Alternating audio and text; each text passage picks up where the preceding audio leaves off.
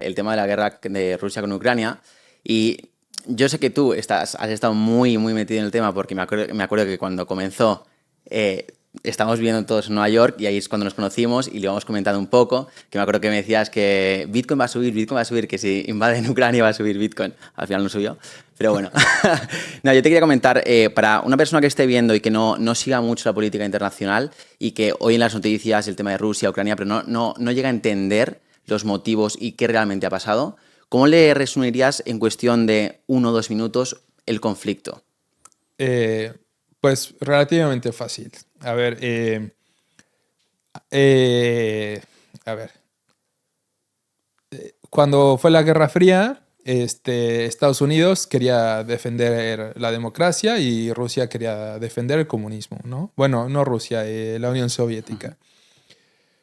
Estados Unidos creó la OTAN junto con los países europeos para prácticamente crear como una alianza militar para frenar el comunismo. Y entonces los soviéticos también hicieron una alianza militar con los países que eran like-minded, lo que dicen. Y lo que pasó es que cuando se colapsó la Unión Soviética, colapsó el muro de Berlín, muchos países se unieron a la OTAN y cada vez se unieron más. Lo que pasó es que se quedó una franja de países que eran neutros entre Rusia y la Unión Europea, que son los miembros de la OTAN. Y si saben los principios de la OTAN, si tú invades un país es como si invadieras el territorio de cualquier otro país de la OTAN.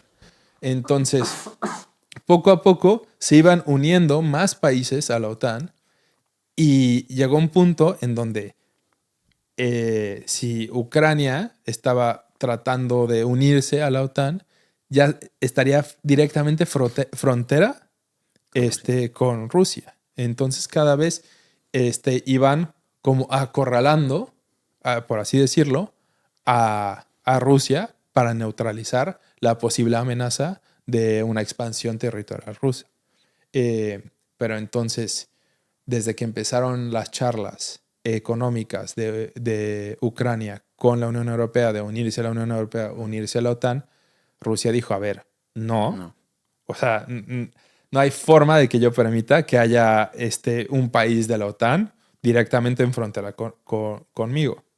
Claro, porque Ucrania es Europa. Lo que pasa, la gente, para que lo entienda, Ucrania estaba dentro de la Unión Europea, ¿no? No. O sea, nunca ha sido parte de la Unión Europea. No. O sea, la Unión Europea y OTAN tienen una relación directa.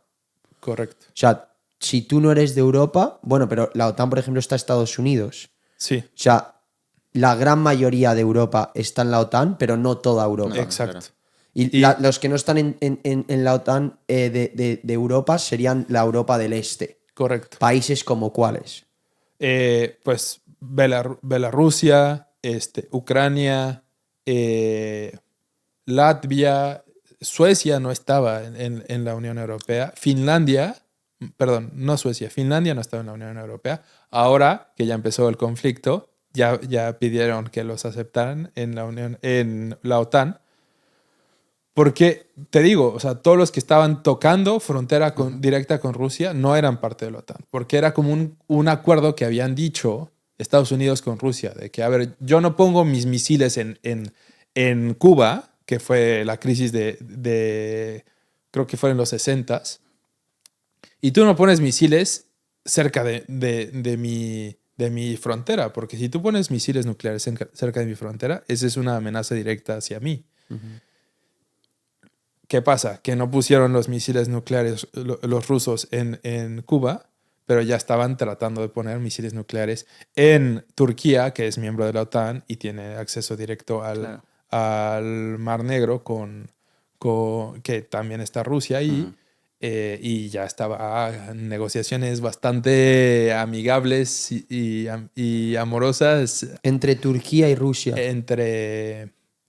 Entre Ucrania y la OTAN. Vale, entonces, o sea, aquí, porque esto viene ya de bastantes años. O sea, yo sí que he leído que la OTAN obviamente se ha ido expandiendo cada vez más y más países se han sumado a este acuerdo, pero ya Rusia, como tú has dicho, viene avisando desde 2005, 2008, 2015 de que esto no lo iba a permitir. Entonces, sé que no sirve de nada buscar como culpables, pero creo que sí que está bien que la gente entienda un poco la responsabilidad de cada uno de los lados, porque al final no es que haya siempre unos buenos y unos malos, sino que cada uno defiende sus intereses, ¿no? Claro. En este mundo. Entonces, ¿quién es realmente para ti, como opinión personal, el responsable de este conflicto? ¿Como los aires imperialistas de Putin o más la expansión de la OTAN? Creo que las dos. Las totalmente. O sea, Putin en el 2014 invadió Crimea.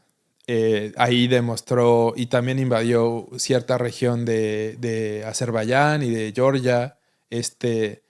Ahí demostró al mundo pues, que iba a seguir expandiéndose de alguna forma y que no iba a parar. Y luego entonces la OTAN también le estaba picando y picando la panza al oso ruso y entonces llegó un punto donde se sintió acorralado Putin y dijo, pues si no me defiendo, no voy a permitir que sea demasiado tarde. Oye, Ahora, ¿y los aliados de Rusia quiénes son? ¿militares o económicos? En plan, has dicho que la OTAN fue un grupo que se alió y ahora en todo este conflicto que estamos hablando, la Rusia, ¿cuál sería la parte de aliados de Rusia? ¿Qué países? China, Irán, Corea del Norte, ¿qué más? Bielorrusia es su super aliado. Súper. O sea, ahorita en el conflicto de Ucrania ha sido su fiel compañero. O sea, estamos hablando que son muy potentes, muy poderosos ellos. Sí. ¿Tú quién dirías que realmente tienen un poder sobre el otro? ¿Cuál es el más poderoso? O sea, la OTAN o Sí. Rusia y sus aliados. No, la OTAN, 100%. La OTAN siempre, 100%. Sí. O sea, Rusia tiene más cantidad de armas nucleares, pero que cualquier otro país, pero en conjunto como OTAN es mucho más que Rusia. Entonces, obviamente, no porque tengan más poder nuclear significa que una guerra sería una tercera guerra mundial de calle la ganarían súper fácil la OTAN, pero sí, a primera instancia, Estados Unidos es, o sea, Serían favoritos, ¿no? exacto, es lo que es o sea, en temas de poder mundial por su ejército. O sea, creo que de las 5 fuerzas aéreas más grandes del mundo, 3 son diferentes ramas del ejército de Estados Unidos. ¿En serio? Vale. Sí.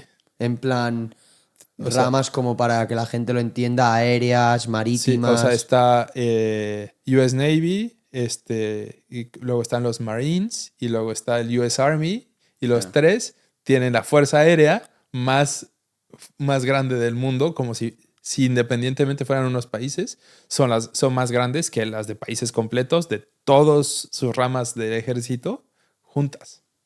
Joder. Oye, y en términos de posibles escenarios o desenlaces, de aquí a los próximos, vamos a decir, 5, 10 años, porque esto parece que va para largo, En el conflicto el conflicto de Rusia y Ucrania, ¿cuáles crees que son los escenarios más probables? Creo que ahorita justo es muy bueno que estemos tocando este tema porque falta nada para las elecciones de Estados Unidos.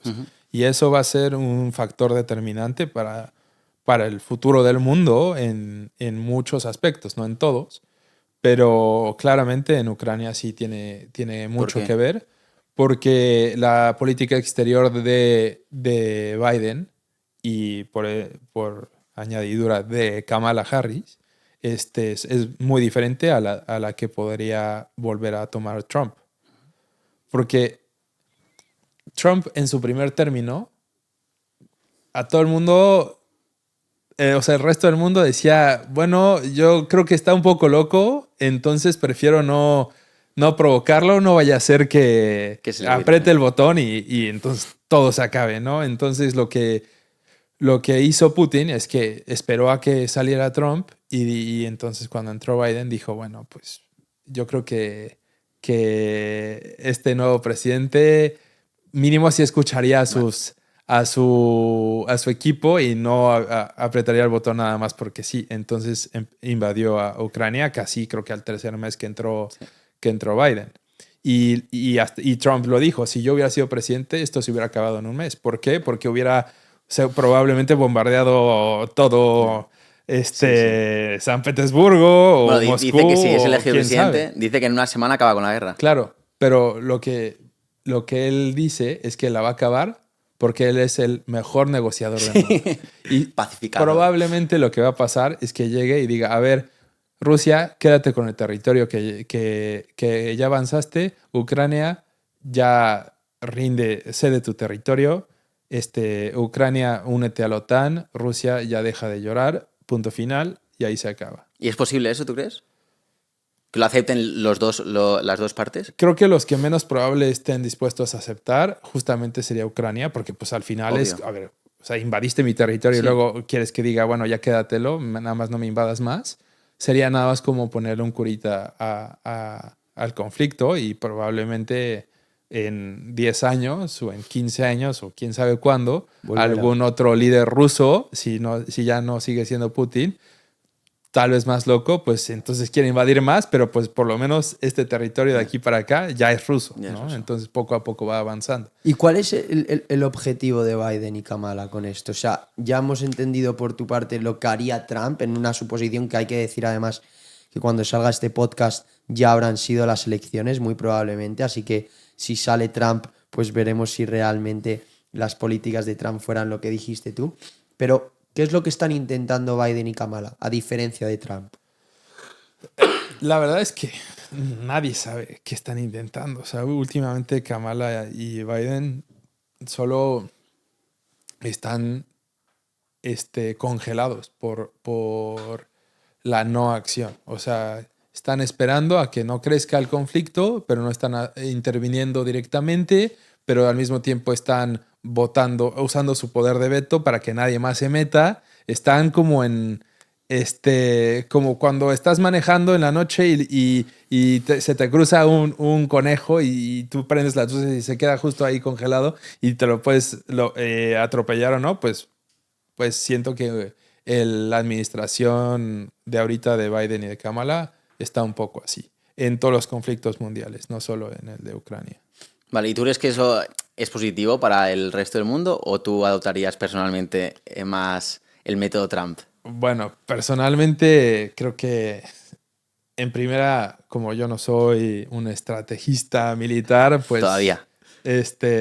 No sé si mi approach sería el más correcto, pero yo siempre intentaría pues el lado del diálogo y de la diplomacia, ¿no? Primero, y pues primero escuchar qué estarían dispuestos tanto los ucranianos como los rusos a aceptar y cuáles son sus motivaciones más profundas realmente o sea, ¿qué quieres? O sea, sí, ok, estás invadiendo, pero tiene que haber una razón más detrás. Y si esa razón de Rusia es que ya no quiere que se expanda la OTAN, pues entonces que no se expanda la OTAN, pero entonces regresa del territorio que ya invadiste a Ucrania.